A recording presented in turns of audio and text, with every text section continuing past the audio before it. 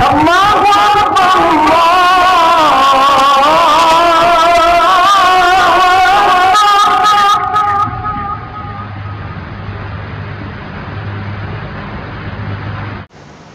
حقیقت میں اگر دیکھا جائے تو آپ صلی اللہ علیہ وسلم جس طرح صبر والے تھے، قناعت والے تھے، اسی طرح ان کے گھر والے بھی صبر اور قناعت والے تھے۔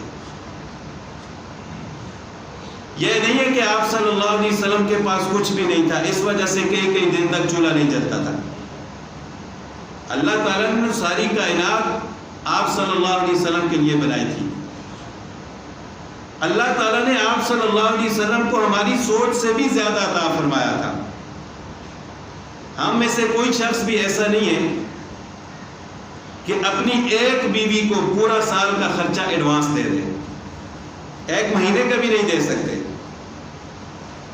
لیکن آپ علیہ الصلوۃ والسلام کی جتنی بھی ازواج مطہرات تھیں، سب کو رسول اللہ صلی اللہ علیہ وسلم ایک سال کا ایڈوانس خرچہ دیتے تھے۔ اتنا اللہ تعالیٰ نے ان کو عطا فرمایا تھا۔ لیکن وہ بیویاں بھی رسول اللہ صلی اللہ علیہ وسلم کی بیویاں تھیں۔ آپ صلی اللہ علیہ وسلم ان کو ایک سال کا ایڈوانس خرچہ دیتے تھے، دوسرے دن وہ سارا مسکینوں میں، غریبوں میں تقسیم کر دیتی تھی۔ تو اللہ تعالیٰ نے جس طرح رسول اللہ صلی اللہ علیہ وسلم کو صبر و قناعت عطا فرمائی تھی، تو اس طرح ان کے گھر والوں کو بھی عطا فرمائی تھی۔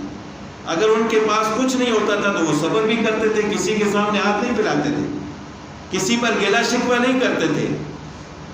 لیکن ہم لوگ کمزور ہیں۔ ہمارے گھر میں اگر ایک دن کھانا نہ ہونا تو دور کی بات ہے، اگر کم ہو جائے تو ہم لوگ صبر نہیں کر سکتے، نہ ہماری عورتیں صبر کر سکتی ہیں۔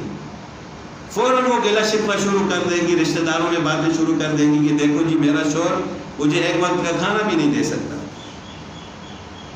تو اس وجہ سے شریعت نے یہ تعلیم دی ہے کہ اپنے لیے بھی رکھو، اپنے بیوی بچوں کے لیے، اپنے والدین کے لیے، اپنے گھر والوں کے لیے اپنی ضروریات پوری کرو، پھر جو بچ جائے اس کو اللہ کے راستے میں